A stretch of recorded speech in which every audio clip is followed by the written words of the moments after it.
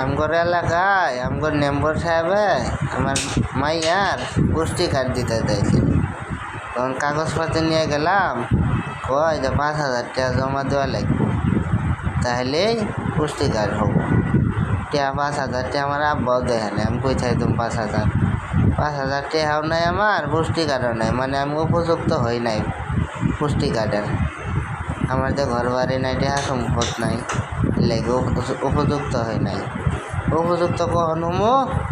সেদিন আমার কাছে 5,000, 10,000, 5 লাখ টাকা দুশো থাকবো, একটা বাড়ি করবো, গাড়ি করবো, যখনকার আমি পুষ্টি কার্ডের উপযুক্ত হবো, মানে আমার মেয়ে বিয়ে দেওয়ার পরে পোলাপান হবো না, ওই পোলাপানের পুষ্টি কার্ড হবো, মানে অনুপযুক্ত হবো।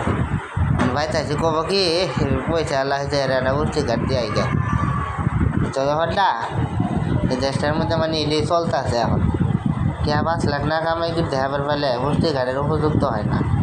সরকারি পুষ্টি কার্ড নিবার গেলে একমাত্র সন্তানের 5 লাখ টাকা ক্যাশ দেওয়ার লাগে, 5,000 টাকা জমা দেওয়ার লাগে, তা নাহলে উপযুক্ত হওয়া যায় না।